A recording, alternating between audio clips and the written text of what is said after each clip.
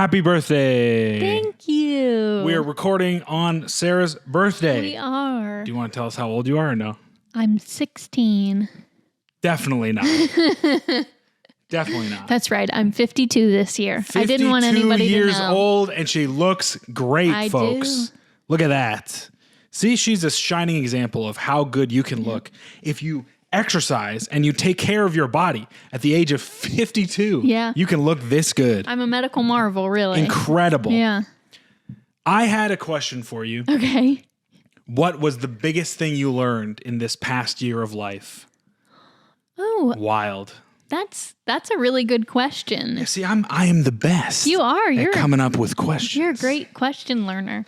Well, I think I learned about myself, like that I can, I don't know, like I'm thinking about my new job that I got, and last year I felt like I was stuck. I felt like I could only do specifically what my degree was for. Yeah.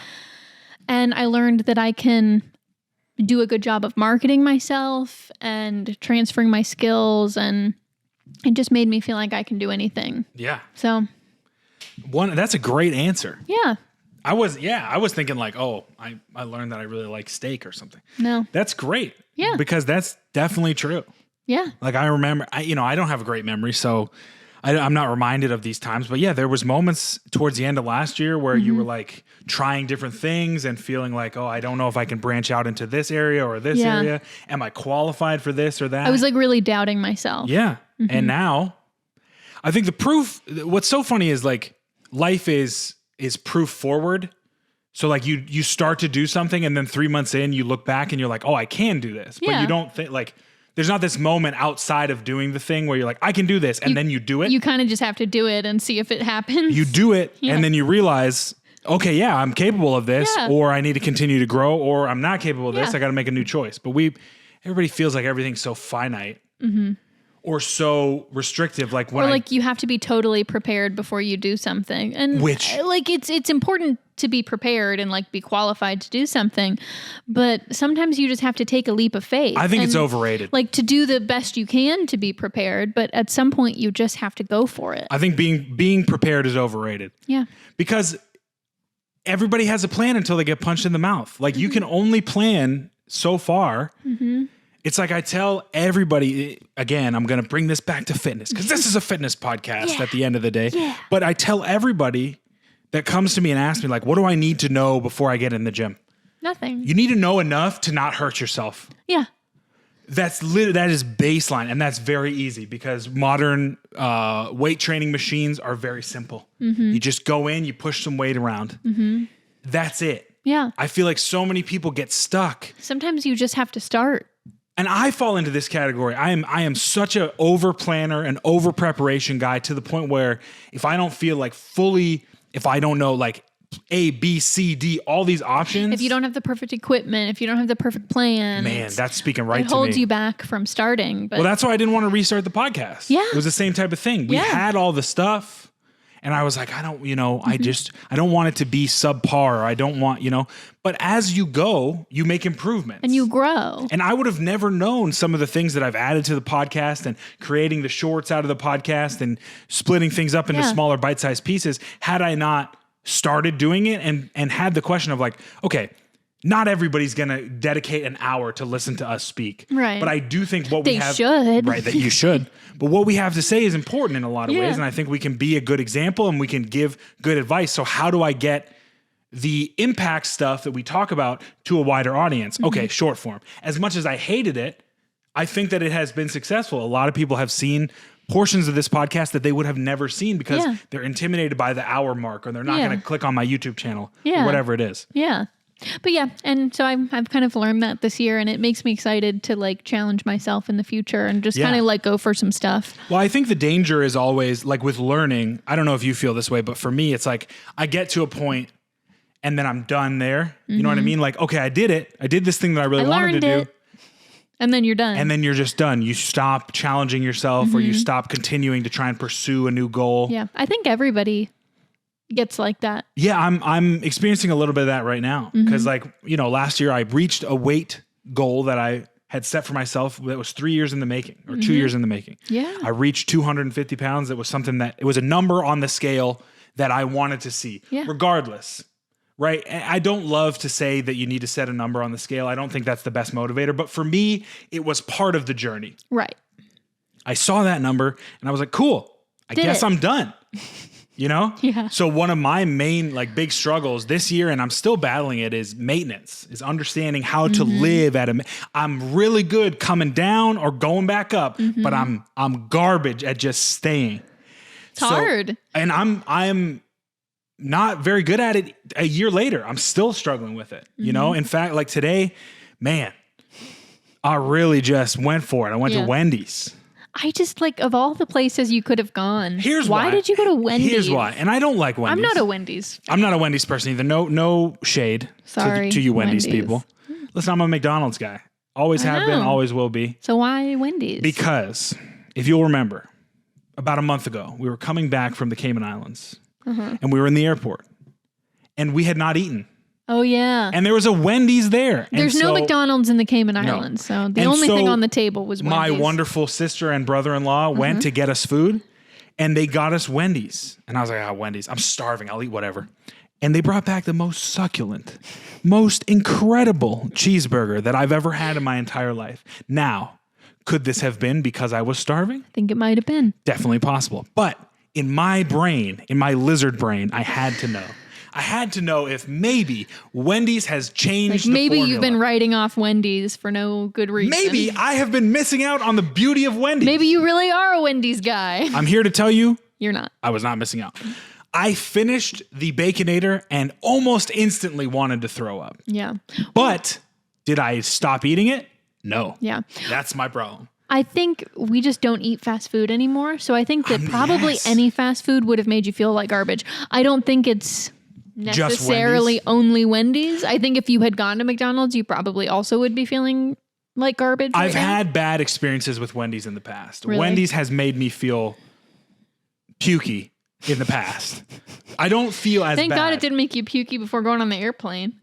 Well, that was the concern. But I was so hungry. I was like, well, let me just eat the Wendy's. Yeah. Anyway, I think that I just get in these modes where it's like, I feel like maybe I'm missing out. It's like exactly what you said. It's like, maybe I have not given Wendy's a fair shake. And maybe if I go back to that sweet mistress of Wendy's, she will be kind to me. They're never kind to me. They always make me feel bad. Yeah. Sad. But I just, that's a great segue into what I wanted to talk about for our little thing here. You're not always perfect and you're not always going to be good. Yeah. I think. Is that a question? No. Because I agree. That's just a statement. Okay. That's just, I want to expand on that a little bit because in the fitness space right now, it just feels like you have to get your ducks in a row before you even start or before, while you're doing it. Mm-hmm. I think, get the alarm bells out. He's going to go on a rant about social media again. Oh, dude, I hate that I do this every podcast, but it's so impactful to our daily lives.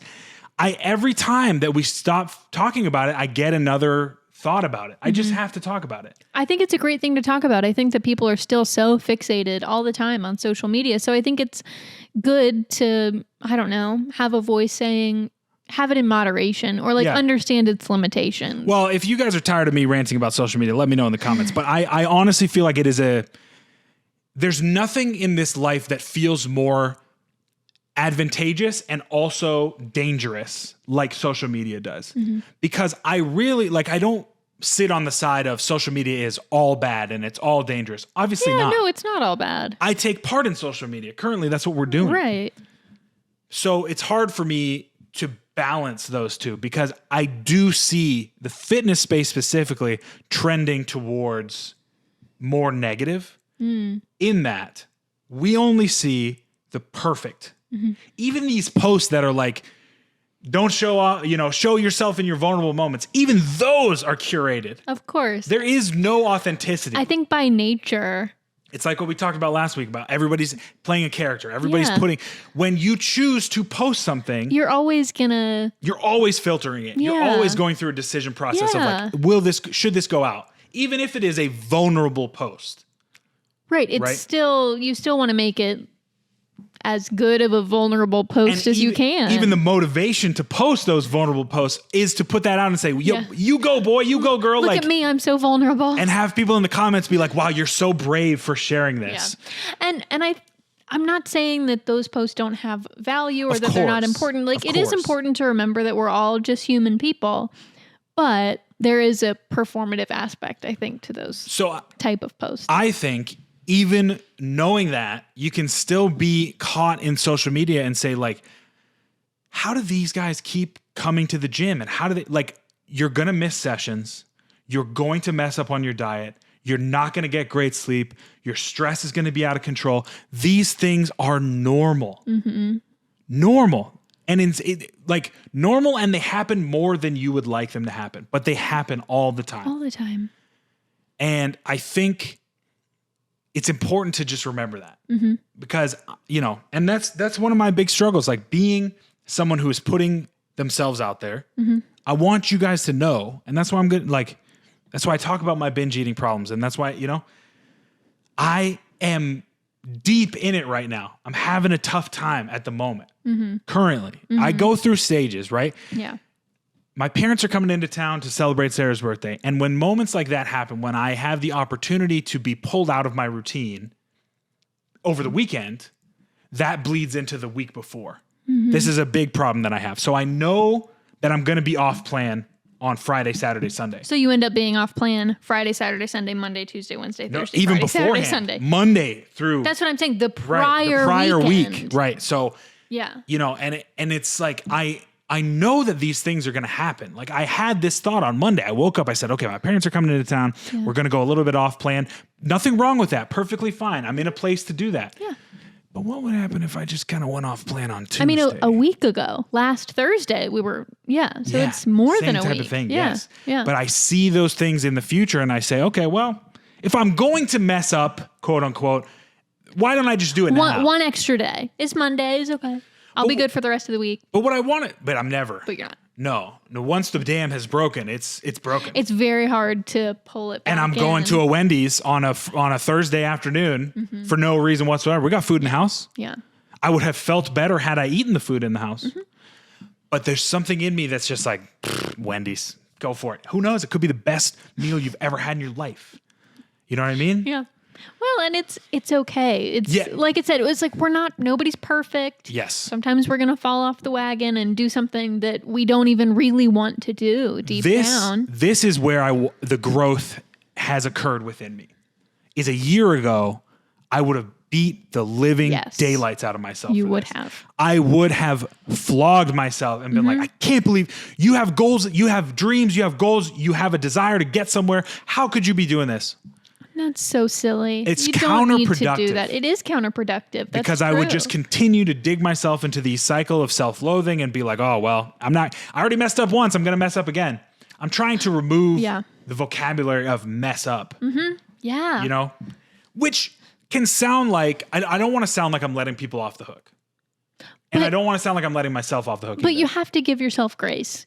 That's so important. I think the more that I do this, especially in the fitness space, is that balancing act between I'm going to work my butt off and I'm also going to give myself time to recover and recuperate and to give myself grace when I don't work my butt off. Mm-hmm. That's the hardest part about it. Yeah. And that's where I think social media is dangerous because you have both extremes, right? Yeah. You have the David Goggins of the world, get up 4 a.m., run till your shins are bleeding. And I love that. For him. I don't love it for me. And then you have people that are like, you know what? If you don't go for a walk, if you don't do your thing, it's okay. Letting people off the hook, being a little softer. Constantly. Because they're hard things have to be done to achieve change. I don't want you to think that I'm saying, oh, you can just will it and it's going to happen. Right.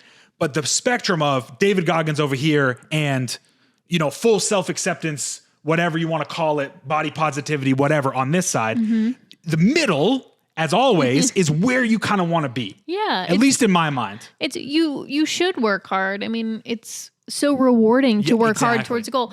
But if you do something that's a little bit off plan, it's not the end of the world. You can work hard again tomorrow. And I think and it's important to have days off. Exactly. Nobody can nobody except for David Goggins but can be 100% full on all the time, every day. And listen, I've read both of his books. I don't want this to sound like, I think he has a good space in the fitness world. I think he's motivating a lot of people. Cool. But I also think he's playing a character. Probably. Like he is a very impressive guy, I will say. Incredibly impressive. Mental toughness, I think you have to be born that way. Yeah. But I do also think that example can then be something that you compare yourself to, and that becomes another excuse. Well, I'm not going to be David Goggins, so why should I even try? Yeah. Or I'm not going to be put anybody in there. Any athlete or any person that has a great physique and be like, I'm not going to be them. I don't even want to try. Not. Right? Mm-hmm. That's the dangerous part of it. Yeah. But the other dangerous part of it is also you don't need to apply pressure. You don't need to do anything hard. You don't need to work. That is also just as dangerous. Mm-hmm. It's just really, really hard. And I think specifically about when I was more in my formative years, we grew up right at the beginning of social media. So influencer wasn't really a thing until we were maybe in college. Late college, right? Yeah. We graduated in 2016. That's when people were really starting to make money on YouTube and Instagram and all that. Yeah. So our social media was, hey, here's this cool hot dog I found. And it was your 30 friends. Right. Everybody would take heavily filtered pictures of their dinner. Right. And it was, I think, more so what it was originally intended to be.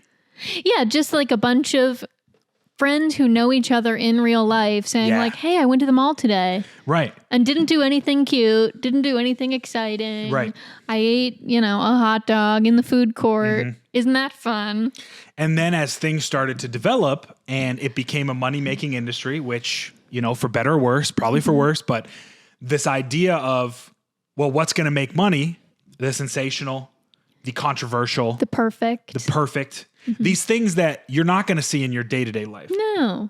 You're going to walk into a local gym. You're never going to see anybody like David Goggins. No. You know what I mean? No. But you can pick up your phone and be like, holy cow, his legs were broken and he ran another 50 miles. Yeah. That's insane. And then you can keep going and see 10 more people who are almost as impressive. Right? And it's man, why can't I do that? I'm never going to be look, everybody else is doing such a good job. And so I'm not, so I might as well just not even do it. Yeah. And that's not fair to you because, it's just majority of people are just trying their best. Right. Well, so you're familiar with the 80-20 I think rule, so. Whatever. So basically, I don't remember what the name of it is, but it's this phenomenon where, let's break it down easily. In terms of wealth, 20% of people have 80% of the wealth. Mm-hmm. Is that right? I don't know. I could be wrong about that. I don't know. I think that's right. A small percentage of people have most of the wealth. We won't put a number on it. Yeah, but I think there's a specific principle. If you know the specific principle, comment, because I could be getting that wrong. Anyway, you are seeing the tip top on Instagram because that is what does well. And so that is what is pushed to you. Mm-hmm. Take a moment and think about all of the people down here at the bottom of the pyramid that are posting fitness content or that are doing whatever that you're not seeing, that are more closely related to you and your struggle. That are more normal, more real. Because unfortunately, normal doesn't sell. Right. Daily grind, wake up. Oh, I had a bad sleep. Let me go 2 cups of coffee. I didn't really push myself as hard as I needed to in the gym. I'm going to do better tomorrow. That does not sell on Instagram, on TikTok. Unfortunately, it doesn't, but that's the reality. So always remember that. Comparison's powerful in a lot of ways. You can get some motivation from it. You can say, you know what, look what the human body's capable of. That's great. That's really cool. But at the same time, it has to be done with care. Mm-hmm. And I think a lot of times it's not. Yeah. I read something. Did you see the Surgeon General came out and said, no. So there was a advisory against social media for the developing brain. Well, basically, I don't know what the exact quote was, but basically this is dangerous. This statement was I've been getting a lot of questions from parents and children about social media in high school and middle school specifically. And I believe that it is dangerous. I don't think he's wrong. I also don't think he's wrong. Did he put an age on it? No, I think it was just developing brain. Okay. Which your brain develops till you're 26. Right. That's a long time. Mm-hmm. I think that 10, 20 years from now, we're going to look back and think about social media in the same context as like cigarettes. Really? I do think it's That's that pretty dangerous. strong. Like obviously but we have to decide, is mental health as important to us as physical health? I think that it is. Absolutely. I would fall in that category as well. I think that mind, body, it's all connected. It's all part of it, right? Yeah. And I think, unfortunately, in fitness, usually we only think about the body. We don't think about the mind. Because it's very easy to see results in the body compared to the mind. But I do think there's going to be some reports about, it's already started. The data is already starting to come in about how dangerous this is. Now, it won't take the same level of lives that cigarettes did, obviously. Not in a measurable way, at least. Right. But quality of life, which is something that we won't be able to measure as effectively, I do think it's going to be that bad of a scale. I really do. Yeah. I mean, I fear for as it continues to iterate and what AI is going to do to it as well. Because now, you're not very familiar with AI, and it's not really. There's some really interesting stuff, and there's some really scary stuff, and the temptation is to be just like, oh God, we're all going to die, and it's going to take our jobs. I think that we're going to adapt the same way we adapted when the internet came out, the same way we adapted when the Industrial Revolution. But I think in terms of AI and its relationship to social media, it's a lot easier now to continue to fake yourself and the way that you look. Yeah. Photoshop just released an update yesterday. Text to edit. So now instead of being proficient with Photoshop, you can type in, reduce the size of my legs. Oh, and it'll just do it? Wow. And of course, it's not perfect at the moment, but it'll get there. This stuff is developing at such a rapid rate. That's amazing, honestly. It is incredible to look at. But everything in the back of my head is like, oh, another tool for these influencers to continue to lie to people. It's hard. It is. All that to say, I'm in a bad is the wrong word. I'm in a tough spot right now in terms of my diet. I took a whole week off of training as well. I'm in a weird mental space, and I get like this with my training, where I want to go next, what my goals are. That's okay.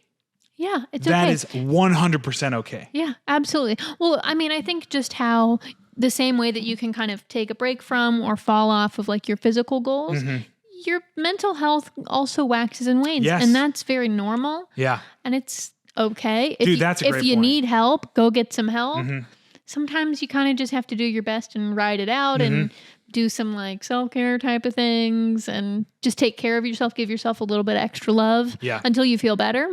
Dude, I hate I hate the bastardized self-care. I know. Like, I know you do. Self-care is great. I think we've turned it into we've turned self-care into like personal hygiene. Yeah. That's a great point. It's like self-care used to be like being nice, doing something that makes you feel good. Now now self-care is like do a face mask and paint your nails and like take a shower. Listen, like, if that you should works take a shower anyway. Good, but I don't know.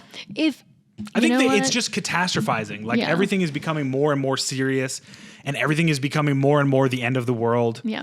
And so the response to that is, well, just do the bare minimum. Brush your teeth. Like, I think it's very important to take good care of yourself mentally and physically.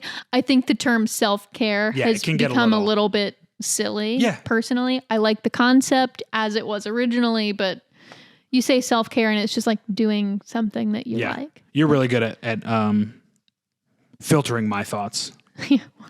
That's a more. I guess that's why we work. That's a more diplomatic way of the rant that I was about to go on about self-care. Yeah, I don't know. Maybe that's a hot take. I don't know, but I think the term has kind of evolved in a way that has devalued what it really was supposed to mean. I think that's the best way to put it. Yeah. I'm still trying to work through these problems with myself, and it's hard to say these things because as a coach, I want to put forward a front of like I'm always in control. I am a good example for my clients. Of course, I've got my diet in order. Of course, I've got my training in order. I'm coaching other people how to do that. It won't work if I don't know how to do it. I'm becoming more aware of the power of example when I'm in those darker times. I think that people can see that and say, man, I struggle too. It's okay to struggle. Right.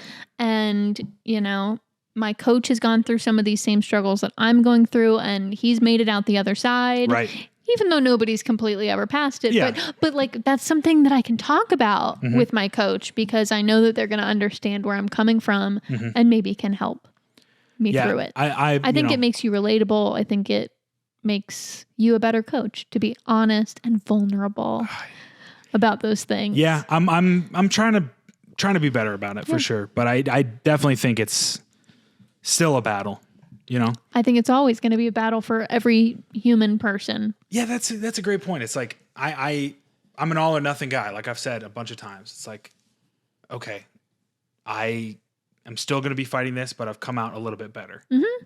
Cool. Yeah.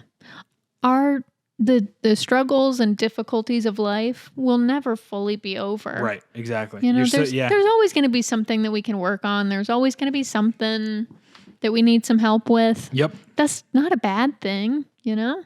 As Indeed. long as you're always, I think it's really beautiful to always be striving towards being better. Being better. Yeah. I don't want to say striving towards perfection because you're not going to get there. It's an unattainable goal, but I think it's really lovely to work hard and try and improve something then feel gratified by that. Well, that's I think the thing. It's great. I miss out on the gratification end of that.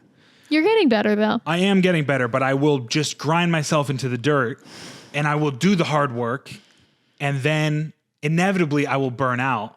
Yeah. And I will not have that period of being like, wow, look at what you've done. Look at what you've accomplished. Because I think that's an incredibly important part of the equation. Yeah. And that's what I try to give a lot of my clients. Like I try to be a great cheerleader for them. And I cannot really do that for myself yet. Yeah. You do a good job of reminding me to do that every now and again. Well, good. Excuse I guess that makes me your burping. coach. Oh God, the Baconator's coming back. Oh no. The revenge of the Baconator. Revenge of the Baconator. Okay, let's do a fitness question. Okay. 5Ks and weight training. How can I schedule both? I recently completed Couch to 5K. Congratulations. Nice. And while I enjoy running, I'd also like to start lifting to improve my physique and become less skinny fat. Also, it's going to keep you healthy longer. Lift weights, everybody. It's more important. I usually run 5K. Wow. I usually run 5K 3 times a week. That's 3.1 What? miles. Great. Good work. I'm a complete novice looking for advice on how to balance running and weight training. However, a lot of my research just leads to articles saying it's possible, but it doesn't really give good suggestions on how to split up the workouts and not run into fatigue issues. If anyone has suggestions, I'd be really grateful. I feel like if you're running 3 5Ks a week, you're going to run into fatigue issues. See, I don't think so. Maybe that's just me. I'll tell you why I don't think so. Okay. Because he or she, I don't know, gender's not specified. Because they are novice, more new to resistance training, I think that there is an opportunity to kind of scale back the resistance training, still experience incredible gains because you are a newbie, you're going to start, and as you gain an understanding of your body and your ways you tolerate stress, how your sleep goes, your general fatigue throughout the day, then you can start to manipulate those variables. So a practical recommendation is I would add, I might take one of the 5Ks away and I would add 3 days of resistance training. Let's say this person came to me and I'm coaching them. Because I would want to do, as a new lifter, I love to do full body hypertrophy work because I really believe that you need to build a base of muscle first and foremost. Before you specialize, before you do anything like that, understanding how your body works, the general movement patterns, how to feel a muscle, mind-muscle connection, all of that stuff, while also experiencing incredible gains because you are new, that would be my recommendation. So 5 days a week, and then you do the running. Then I would say after 6 to 8 weeks, maybe 3 months, ask yourself, have there been times where I've really, really been super run down and I've really needed that rest day? Or are my recovery systems still working? Am I still getting enough sleep? Am I still getting enough food? Right? This gets a little dangerous with the nutrition because I don't know their full specs or anything like that. But a lot of times you can eat yourself out of a recovery hole. Because the body, like food is a great tool to enhance recovery. Yeah. So if you have space to gain a little bit of weight, and as a newbie, you're probably going to gain some muscle, eat yourself out of the hole. Okay. Yeah. You know what I mean? Yeah. Make sure that you're carbing up pre-runs. Make sure that you're getting your protein in. Overdo it on the protein. Overdo it on the carbs. If you have a little bit of space to gain weight, Your physique will change. It may be that the scale never changes as a novice, Yeah. but your physique changes. And because of all the muscle tissue that you're putting on, you look like a completely different person. You stay at that same level of weight. This is an incredibly exciting time. You've already done the hard work. The running side of it is the harder part of it. I would say so. I mean, I don't know. Maybe I'm talking out of my butt, but like the running side of it is hard. Building up the endurance to do a 5K from nothing is not easy. Couch to 5K is a great Awesome program. program. It's a great program for just getting started. I love it. It's like we talked about earlier. It's so basic. It's just press go and you go run. And the way that they ramp up Yes. the difficulty over time is really well done. I think, yes, honestly, I think it's one of the better, like pat answers to how do I get in better fit shape? Do couch to 5K. Yeah. How long is it? 8 to 12 weeks? Is it 12 weeks? I think so. After 12 weeks, you are going to be a completely different person in terms of your aerobic fitness. I never thought I would be able to run a 5K. But they make it Never. very, very manageable. They really do. So after that point, and you're doing your 5K 3 times a week, you already have this aerobic base of fitness. You already have the understanding of discipline. You did, if you completed couch to 5K, that's 3 runs a week. That's hard to commit to. So now you have this great opportunity to move some of that discipline to resistance training. And if you approach it with the mentality of this is going to be just as hard as when I first started couch to 5K, but I'm going to come at it with a learner's mentality. After like 3 to 4 weeks, you're going to see such a difference in your physique that is then going to continue to push you forward. I like being a novice. If you can get past the first month of consistently resistance training, your body will adapt so quickly and so noticeably that if you're not hooked after that, you're just not meant to be in the gym. It's such a fantastic like change. Yeah. And like you said, they've already got the base of discipline. They've already got a decent level of aerobic fitness that'll help them really work hard in those first couple weeks of the weightlifting. So I think it sounds like they're starting out from a really good place. So yeah, that's really exciting for them. And I get fired up just reading about this. So 2 days a week of running, 3 days a week of full body hypertrophy training. Yeah. And then after about 6 to 8 weeks, ask yourself some hard questions about recovery. Then, you still got space. 6 to 8 weeks, you're still going to experience novice gains. So you could keep running that. If everything's going well, this is another problem that a lot of novices run into is like, everything's going well. Let me change everything. No, keep doing what you're doing until it stops working. Yeah. Like, it's so easy to just say, okay, I'm going to run this cycle again. I'm going to do the same thing again. You will continue to experience gains. Promise you. That's interesting. Novice gains don't run out until, we don't know specifically, but between 6 months and a year. That's amazing. You can continue to see that same level of progress. And that makes it so easy. Right. You just have to keep doing it. Right. So ask yourself the tough questions about recovery. If you have to take one of those running days away, that's fine. If you need 4 days of training, or maybe everything's going well, you add in that running day back and you see. Right. Depending on if you have kids, if you have a tough job, there's a lot of ways that you can manipulate. Like if you're just a college kid, go run 3 days a week and train 3 days a week. You've got nothing else is going to be incredibly stressful on top of it. Yeah, you're young, your schedule has some flexibility. Why not? Take advantage of that time. And then you are going to run into a wall. Yeah. And the questions to ask yourself then is like, what do I want to prioritize? Yeah. But priority is not a thing when you start. Just start. Just go. Do it. Yeah. And then prioritize when you hit that first wall. So there you go. That's great. Good for this guy, man. I hope everything goes well. It's exciting. You want to do the relationship advice question? Sure. Okay. This one I got because I'm sure that this is fake. Okay. I, male 20, just found out my best friend, male 21 of 12 years, is now dating my ex, female 20. So think about this. 20, so 12 years. So they were 8 when they became best friends. I used to date this girl for 5.5 years. So they started dating when they were 15, 14 maybe. We ended our relationship a year ago because we grew apart and didn't love each other anymore. I hate this, man. Youth. What do you know about love? Right. Right. If you're dating at 14, you might grow apart. I have such a negative view of that. And I probably shouldn't because we dated very young. We did. And if someone had told me, what do you know about love when I was in love with you? I know everything about love. But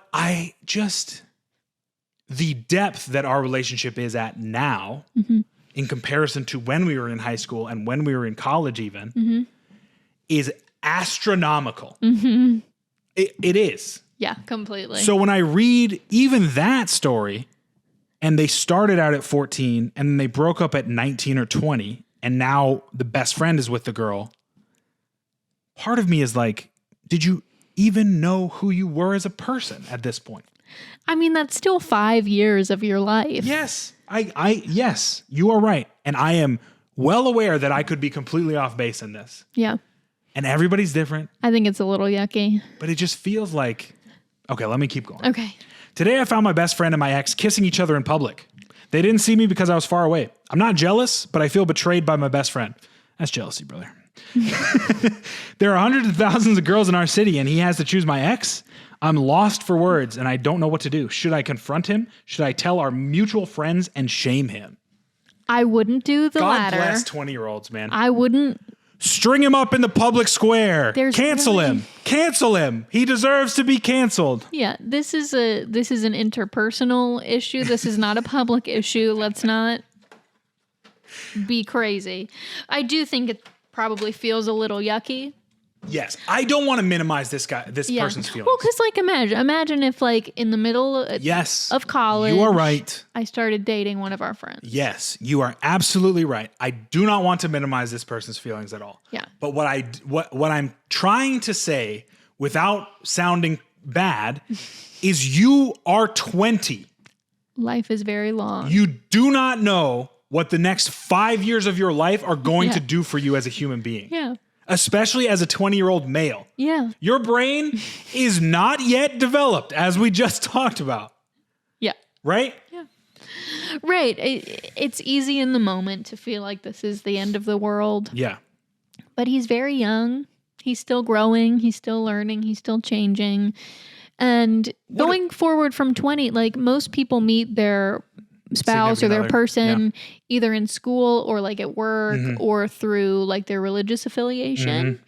And at 20, you have probably not done many of those things. Right. It's just school. And so, so there's a lot of opportunities to meet the person who's right for you. It sounds like this person was not right for you. That's too bad. The fact that your best friend is now dating her is, I would think, very it's not great. fun. It's not great. I get it. But there are lots of fish in the sea. What is your knowledge of the bro code? That actually was going through my brain. I'm pretty sure this is very much not part of the bro code. Well, I had that thought actually. I'm going to step out on a limb here and say the bro code is dumb. Really? It's dumb. It's dumb. I think that yes, dating within friend groups like this gets inherently messy because there are going to be breakups. And people are going to pick sides, and God forbid something like this is going to happen, and there's going to be crossover. I feel like the best friend probably should have talked to this guy before dating this girl. It took us, 3 minutes to say communicate better? Yeah. I don't know. I just feel like, especially after them dating for 5 years, to say like, hey, man, you're my best friend. I've known you for so long. You were with I'm trying to get with your girl. Like, I really like her. He doesn't. Maybe he doesn't. But just to at least pretend. This is maybe why he does. We don't know that. But this is why I'm saying that this is fake. This just reads so fake to me. Really? Oh, absolutely. Yeah, I mean, I get it. This reads as like, oh, give me sympathy. My best friends are doing whatever. Yeah. I'm always skeptical of these, I mean, not that the guy has to ask permission to date his friend's No, but there ex, should have been a conversation. Just out of respect for them. I'm with you there, but I think this bro code idea of like you can never look in the direction of this person that my best friend has dated. Like, yeah, I mean, because, and I think we're very, experienced in that. Like when you have a large group of friends and it is, there are romantic entanglements. There are times when friends can become a little bit more than friends while still dating others. Unfortunately, this is human nature. And, obviously I don't want anybody to cheat on anybody or anything like that, or be faithful to the person that you're with at the moment. But this brings me back to the 20-year-old aspect of it. Yeah. Your children. Right. Very young. That's what it is. They're very young. And it would not shock me if in 6 months these original two are back together. It is not out of the question. It would not shock me It wouldn't shock me because either. it is just this level of maturity that is not there yet. And I recognize, folks, that I sound very much old man Like an shouts old at clouds. man. I recognize that fact, but it's the truth. Yeah. As you age and as you get older, you start to recognize these things. Like the depth of sharing your life with somebody has to be more intentional than we started dating at 15. You know, we were physically attracted to each other, or we liked the good feelings that the other one gave us. Mm-hmm. That's not a base to build a relationship on. Mm-hmm. You know what I mean? Yeah. I don't know. I could have taken this in a whole different direction.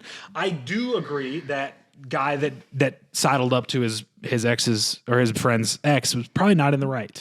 Yeah. It's just disrespectful, honestly. Well, it's just You just have to you have to have that conversation. And if they didn't before and he just started dating this girl and it's really bothering the original boyfriend, if it's really bothering him, talk to the guy. Yeah. Just to say, like, this is really I bothering wouldn't me. talk to your mutual friends, which is what he said. No, just go talk and to talk the guy. to the person. Yeah, and just tell, like, it's really bothering me. It's making me uncomfortable. Like, kiss her in a place where I can't see you. I mean, that's like, you can't tell someone to break up with. Like, you don't That's own another- this girl. You this can't is tell another- them to break up. This is another reason why I thought this was fake. It's like, come on, you caught them kissing in public in a city of hundreds of thousands of people. What are you doing? You're stalking them? Clearly they run in the same circles. They probably go to the same school. Like, it's not This is not real. out of the question. This is a fake I post. can see why you would think that it's fake. This is a fake Reddit post. Yeah. I got my full Reddit detective hat on right now. Oh, yeah? I think all of Sherlock these posts Holmes. are fake I know you do. because You say it every week. they are. They're fake. well, there you I don't know. I think that when you are dating within a friend group, like if you have a friend group and lines start to be drawn romantically, it becomes more messy. It's why they tell people not to date at work. It's why they tell people not to, you know, it becomes more emotionally charged and you get into situations like this Yeah. and people have been murdered for less. Whoa. I'm just saying. Whoa. What is the motive for murder? Usually it's love, Yeah. right? Or money, I think more so money than love, if I'm being honest with you. probably. What does that tell you about our society? I know. Man. All right. Is that all you got? That's all the questions I had. You got anything else to say to the people? No, I don't think so. This is a short one. Last week was long. We were just rambling. Yeah, I do want to say that I appreciate you guys. That, you know, for sure. I know everybody, like all these influencers and content creators say all that, but it's a real, you know, without people watching, we'd just be two people screaming at a camera, Yeah. you know? So parasocial relationships are weird, but I do think that there is a certain level of, I want to put out good stuff that impacts you guys. And I want to have a dialogue where you also recommend things that you want to see. And I think it's really nice to get to know some people who we otherwise never would have. Absolutely. It's a beautiful thing. Well, I used to stream on Twitch. Yeah. And the one thing that I miss about that is I feel like Twitch is a little bit, and Twitch is where the parasocial relationships really start to kick off. But that is because you are more engaged with your audience on Twitch. Like on YouTube, I put stuff out and of course I'll comment and talk to people in the comments, but it's like to have a conversation in real time on Twitch is something. It's really cool, actually. It's great. And I do, you know, I'm not a gamer anymore, so I don't really feel like I don't have any reason to get back on Twitch. Like I just got super busy with work and stuff. That's the sad part of life, folks. Sometimes you get busy with other stuff. But I want to involve, you know, I'm always thinking about ways to involve live streaming on the channel. I mean, ideally, I would do like Calgary Barbell, one of my favorite YouTube channels. They do a live stream of a workout every Friday. Oh, that's cool. I don't know if they're still doing that, but they did for a while. And it was always fun. Just hang out in the live stream, watch Bryce work out a little bit. If you haven't checked out that YouTube channel, you should. They're just the best fitness YouTube channel on the platform, I think. Yeah. They're great. Yeah, very cool. Anyway, thank you for watching. Yeah. We'll see you next week. Next week. Goodbye. Bye.